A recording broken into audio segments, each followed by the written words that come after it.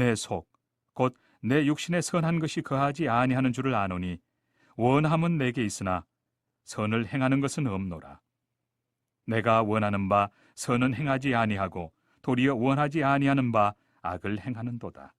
만일 내가 원하지 아니하는 그것을 하면 이를 행하는 자는 내가 아니요 내 속에 거하는 죄니라. 그러므로 내가 한 법을 깨달았노니 곧 선을 행하기 원하는 나에게 악이 함께 있는 것이로다. 내 속 사람으로는 하나님의 법을 즐거워하되 내 지체 속에서 한 다른 법이 내 마음의 법과 싸워 내 지체 속에 있는 죄의 법으로 나를 사로잡는 것을 보는도다. 오호라, 나는 곤고한 사람이로다. 이 사망의 몸에서 누가 나를 건져내리야. 우리 주 예수 그리스도로 말미암아 하나님께 감사하리로다. 그런즉 내 자신이 마음으로는 하나님의 법을, 육신으로는 죄의 법을 섬기노라. 안녕하세요. 산정목교회 여러분, 하나님께서 은혜해 주셔서 우리가 또 말씀 가운데서 시작하게 되었습니다. 오늘 하루가 주님의 은혜 가운데 바른 길로 갈 수 있는 귀한 한 날 되기를 소망합니다. 자, 오늘 말씀은요, 로마서인데요. 로마서의 내용을 제가 공동 번역으로 오늘 본문의 내용을 한번 읽어보도록 하겠습니다. 내 속에 곧 내 육체 속에는 선한 것이 하나도 들어있지 않다는 것을 나는 알고 있습니다. 마음으로는 선을 행하려고 하면서도 나에게는 그것을 실천할 힘이 없습니다. 나는 내가 해야 하겠다고 생각하는 선은 행하지 않고 해서는 안 되겠다고 생각하는 악을 행하고 있습니다. 그런 일을 하면서도 그것을 해서는 안 되겠다고 생각하고 있으니 결국 그런 일을 하는 것은 내가 아니라 내 속에 들어있는 죄입니다. 여기에서 나는 한 법칙을 발견했습니다. 곧 내가 선을 행하려 할 때에는 언제나 바로 곁에 악이 도사리고 있다는 것입니다. 나는 내 마음속으로는 하나님의 율법을 반기지만 내 몸속에는 내 이성의 법과 대결하여 싸우고 있는 다른 법이 있다는 것을 알고 있습니다. 그 법은 나를 사로잡아 내 몸속에 있는 죄의 법의 종이 되게 합니다. 나는 과연 비참한 인간입니다. 누가 이 죽음의 육체에서 나를 구해줄 것입니까? 고맙게도 하나님께서 우리 주 예수 그리스도를 통하여 우리를 구해주십니다. 나는 과연 이성으로는 하나님의 법을 따르지만 육체로는 죄의 법을 따르는 인간입니다. 여러분 어떻습니까?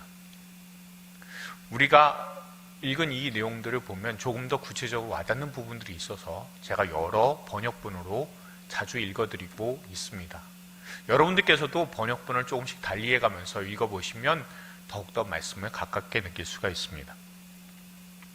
자, 오늘 본문을 여러분들 읽으셨는데, 그리고 또한 공동번역을 통해서도 읽으셨는데 전체의 제목에 대해서는 어떻게 붙여볼 수 있겠습니까? 저는 이 내용에 대해서 사람의 비참함이라는 제목을 붙여보았습니다. 이 내용들을 보시면요, 사도 바울이 자신의 과거를 돌아보고 있다는 것을 알 수가 있습니다. 율법대로 살고자 노력을 했지만 하나님을 떠난 사람의 열심은 결국 죽음이라는 비참한 결과만 가지고 오게 된다라는 것을 자신의 과거를 통해서 깨닫습니다. 1600년에 알미니우스파 사람들이 주장한 것은 칼빈주의의 Total Depravity and Inability의 반대 개념인 Natural Inability, 즉 자연적 무능력에 대해서 주장을 했습니다. 완전 타락이 아니라는 거예요. 그냥 자연적으로 타락한 그런 내용이다라는 겁니다. 다시 풀어서 말하면 인간은 크게 타락한 것이 맞지만 하나님의 은총에 반응할 수 있는 믿음의 능력이 아직 남아있다는 거예요. 아니면 하나님의 은총으로 조금은 회복이 되었다. 그래서 하나님을 알고 하나님께 반응할 수 있는 게 사람 속에는 좀 있다, 그 여지가 있다라고 주장하는 것이 알미니우스파 사람들의 이야기입니다. 다시 말하면 사람의 가능성에 대해서 이야기를 하는 겁니다.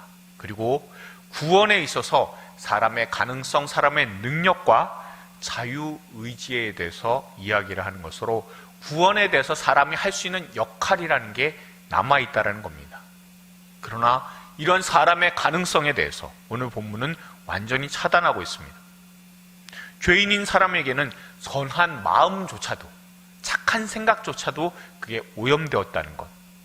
결국에는 죽음으로 그것이 증명되기 때문에 그래서 결국엔 사람은 착한 것이 하나도 없다라고 사도 바울은 분명한 결론을 내리고 있습니다.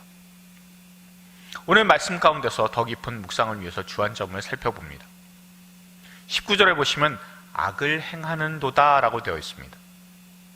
본문에서 분명하게 주장하고 있는 내용은요, 사람의 행동이 악하고 죄를 이루는 것이 아니라 그 동기 의도 자체에서 그것에서부터 죄가 오염을 시켰기 때문에 사람이 행하는 것은 결국 모두 죄악으로 귀결될 수밖에 없다라는 것을 말하고 있습니다. 사도행전 5장을 보시면 아나니아와 삽비라의 이야기가 나옵니다. 여러분, 그 이야기 우리가 너무나 잘 알죠. 땅을 팔아서 하나님께 드렸어요. 그랬는데 겉으로 보기엔 참 좋은 일을 행한 겁니다. 그러나 그렇게 하지 않는 사람들에 비해서 하나님께 드린 것 자체로는 정말 잘한 일입니다. 소중한 행동입니다. 그러나 동기는 어떻습니까? 바나바가 땅을 판 것에 대해서 시기해서 그게 주목받는 게 싫어서 그래서 자신도 따라한 것에서 시작했고 전부 바칩니다 라고 하고는 몰래 자신들의 것을 빼돌렸습니다.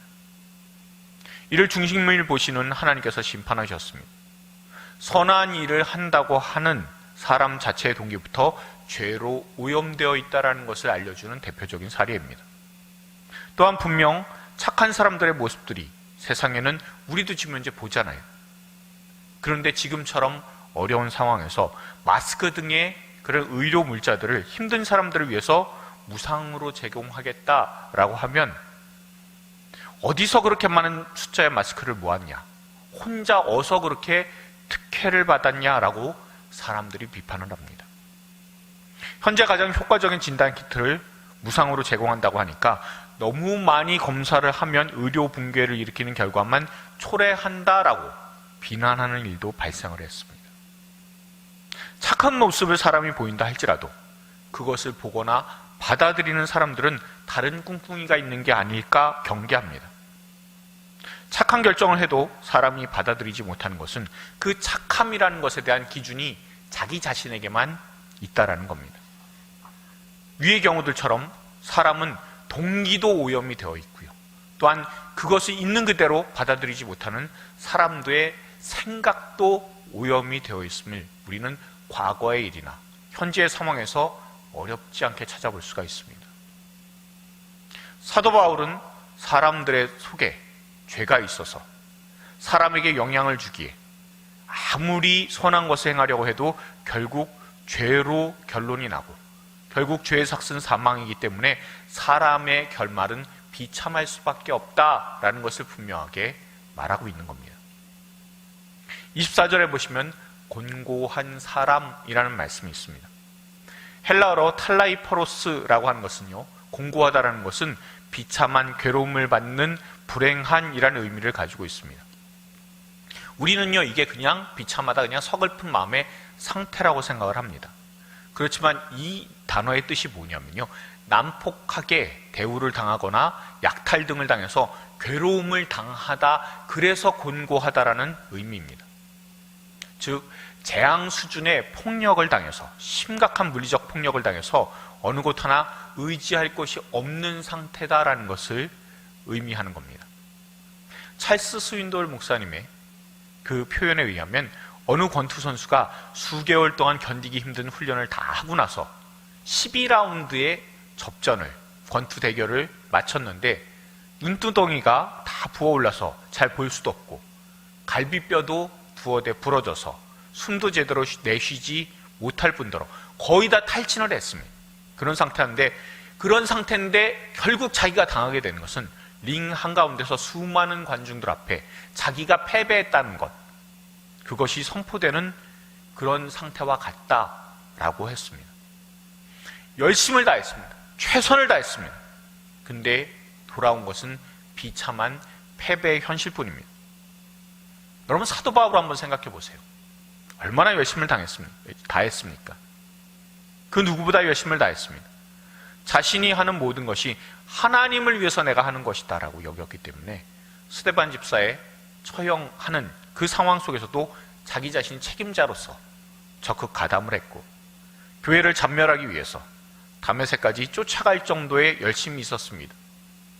그런데 그런 스데반이 들은 목소리가 무엇입니까? 사울아, 사울아, 네가 어찌하여 나를 박해하느냐? 나는 네가 박해하는 예수라라는 음성을 사도 바울은 들을 수밖에 없었습니다. 하나님에 대한 열심이 결국 자기만의 열심이었다는 것을 깨달았었던 바로 그때만큼 좌절을 겪은 적은 없었을 겁니다. 자기가 최선을 당한 선한 일이 죄였음을 깨닫고 결국 하나님이 빠진 사람의 열심으로는 아무것도 할 수 없고 비참한 죄만 이룰 뿐이다라는 것을 이때의 체험을 통해서 깊게 깨달았을 겁니다. 그래서 우리가 주로 보고 있는 이 5포인트에서도요, 나는 나를 구원할 수 없습니다라는 그 책에서도 스스로 개심할 수 없는 것이 사람의 무능력이자 반항에 전적으로 마땅한 결과는 영원한 형벌이다라고 분명하게 기록되어 있습니다. 그러나 가장 최악이었을 때 직접 찾아와 주신 분이 있습니다. 그분이 바로 예수님이시잖아요. 그분을 알았기 때문에 내가 하나님께 감사하리로다 라고 분명히 25절에서 이야기를 하고 있습니다. 하나님께서 우리 주 예수 그리스도를 위하여 우리를 구해 주십니다라고 분명히 고백하고 있는 사실을 우리는 오늘 본문을 통해서 깨닫게 됩니다. 묵상을 위해서 질문합니다. 성경에서는 분명히 답이 나와 있지만 세상에서는 맹자의 성선설과 순자의 성악설은 영원한 비교의 대상입니다. 어떤 사람들은 성선설을 지지하고 어떤 사람들은 성악설을 지지하는 겁니다. 무엇 때문에 그렇게들 지지하겠습니까? 만약에 성선설을 지지하고 있는 사람들을 당신이 만나신다면 그러면 어떻게 이야기를 하겠습니까? 두 번째입니다. 우리는 늘 그래왔듯 답을 찾을 것이다 라는 유명한 영화의 대사처럼 세상은 사람의 가능성에 대해서 항상 강조를 합니다. 하지만 죽음이라고 하는 사람의 결말에 대해서 세상은 어떻게 답을 내놓고 있습니까? 그리고 답을 그렇게 내놓는 이유는 무엇인가? 라는 것을 한번 묵상해 보시기 바랍니다. 사람은 전적으로 타락했고 전적으로 무능합니다. 구원에 있어서는. 그것을 뼈저리게 깨닫게 해주는 것이 오늘 본문이고, 사람은 그래서 하나님을 붙들어야만 살 수 있음을 다시 한번 깨닫게 됩니다.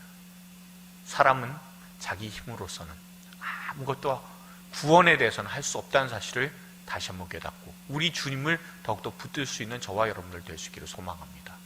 기도하시겠습니다. 그렇습니다. 하나님, 세상은 완악합니다. 하나님 외에 답이 있을 것이라고 생각합니다. 그래서 지금에서도 지속적으로 또 다른 바벨탑을 쌓으려 노력합니다. 하나님께서 물로 심판하시고 언어를 혼잡케 해서 흩으신 이후에도 사람이 답이다라고 주장하고자 합니다. 주어진 어려운 한계를 극복해야 하는 것도 하나님께서 우리에게 맡기신 일이지만 죄와 사망의 한계에 철저히 깨닫고 하나님께로 돌아와야 하는 것이 사람이 해야 되는 것임에도 우리는 완전히 타락한 우리의 본성과 하나님을 지각할 수도 없는 완전한 무능력으로 인해 점점 더 하나님으로부터 멀어져만 갑니다. 이런 우리를 불쌍히 여기셔서 주 예수 그리스도를 보내사 십자가로 구원해 주셨으니 그 놀라운 십자가의 사랑만 기억하고 늘 십자가를 붙들게 하여 주시옵소서. 오직 예수라는 사실을 더 분명히 드러내는 우리의 삶이 되게 하여 주시옵소서. 전적 타락과 무능력에도 우리를 사랑하신 예수님의 이름으로 기도드렸습니다. 아멘.